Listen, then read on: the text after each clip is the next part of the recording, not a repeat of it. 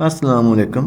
ये औरत अनिकाचार्य से सवाल करती है कि मज़हब की किताब में लिखा हुआ है कि गोश्त खाना, प्याज खाना, लहसुन खाना सब जायज़ है। तो आप लोग फिर ऐसा क्यों कहते हैं कि ये नहीं खाना चाहिए, ये खाने से ऐसा होता है, इसके बारे में क्यों मना करती हैं? और इसका सही आंसर जानने के लिए हम आपको डॉक्टर जाकिर नाइक साहब का भी वीडियो क्लिप दिखाते हैं कि इसका सही आंसर क्या है इस सवाल का, और हिंदू पंडित का भी दिखाते हैं। इससे पहले आपने एक चैनल को सब्सक्राइब नहीं किया तो सब्सक्राइब कर लें।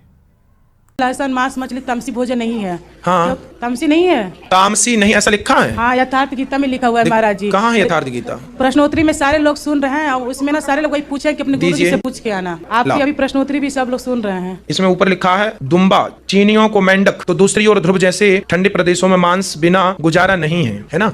रूस और मंगोलिया के आदिवासी खाद्य में घोड़े इस्तेमाल करते हैं। यूरोपवासी गाय तथा सुअर दोनों खाते हैं। फिर भी विद्या बुद्धि विकास तथा उन्नति में अमेरिका और यूरोपवासी प्रथम श्रेणी में गिने जा रहे हैं। ये इन्होंने बताया है कि वहां पे लोग खाते हैं, खाना चाहिए, ये इसमें नहीं लिखा। लिखा है इस वाले पेज में महाराज जी लिखा हुआ है। कहाँ? थोड़ा यहाँ जाइए, हमें बताइए, हम इसको समझ के फिर आपको समझाएं। अच्छा, ये ठीक है।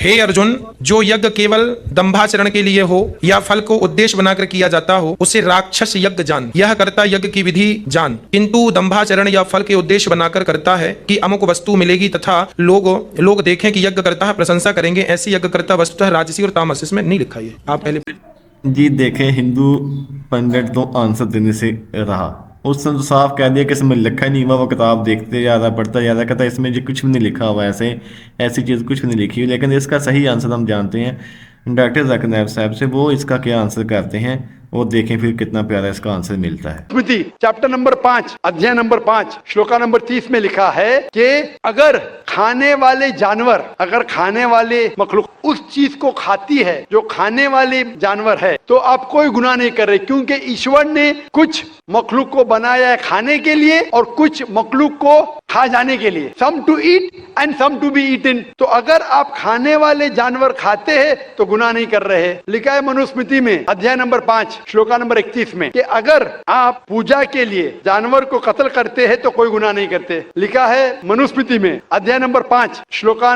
नंबर 39 और 40 में कि ईश्वर ने कुछ जानवर को बनाया है पूजा के लिए, सैक्रिफाइस के लिए। तो killing in sacrifice is not killing. तो कत्ल करना पूजा में कत्ल नहीं है। तो मनुस्मृति के मुताबिक आप गोश्त खा सकते हैं। फिर आप जब मुताला करेंगे महाभारत का, महाभारत में अनुशासन पर्व में अध्याय नंबर 88 में युधिष्ठिर, पांडव के 5 भाई थे। आपने युधिष्ठिर का नाम तो सुना होगा। युधिष्ठिर जो पांडव के 5 भाई थे, युधिष्ठिर पांडव में सबसे बड़ा भाई था। वो पूछता है भीष्म से कि हम यज्ञ में, पूजा में क्या खाना दे ताकि हमारे परदादा खुश होंगे। तो भीष्म कहता है अगर हम यज्ञ में, पूजा में चावल, बार्ली, सेब, भाजीपाला देंगे तो हमारे परदादा 1 महीने के लिए संतुष्ट रहेंगे। अगर हम मछली देंगे तो 2 महीने के लिए, अगर गोश्त देंगे 3 महीने के लिए, अगर खरगोश देंगे तो 4 महीने के लिए, अगर बकरी देंगे तो 5 महीने के लिए, अगर सुअर देंगे तो 6 महीने के लिए, अगर परिंदा देंगे तो 7 महीने के लिए, अगर हिरन देंगे तो 8 महीने।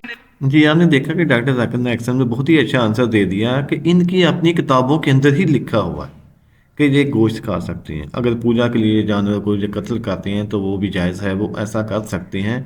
लेकिन अगर वो पूजा के लिए करते हैं और उसके बाद उसको खा लेते हैं, इनकी अपनी बुक्स के अंदर लिखा हुआ है। लेकिन ये कहीं भी नहीं लिखा हुआ कि इस ऐसे जानवर को नहीं खाना चाहिए जो जानवर को खाते हैं। तो बताया कि बहुत ही प्यारा कि अल्लाह ताला ने कुछ जानवर ऐसे बनाए जो जानवरों को खाते हैं, अपना पेट बांधने के लिए दूसरे जानवर का इस्तेमाल करते हैं, दूसरे जानवर को शिकार बनाते हैं। तो हम उन जानवरों को खा सकते हैं, उसके बारे में कोई मना नहीं किया गया।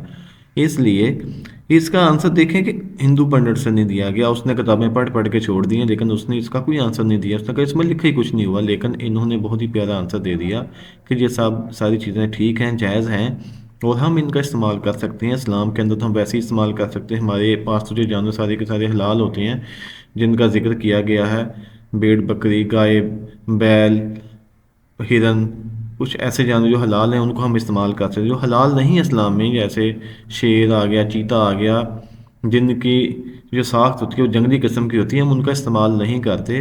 तो उम्मीद करता हूँ आपको ये वीडियो आज की पसंद आई है। अगर वीडियो पसंद आई है तो इसको लाइक एंड शेयर लाजमी करना, हमारे चैनल को सब्सक्राइब लाजमी करें। अल्लाह हाफिज़।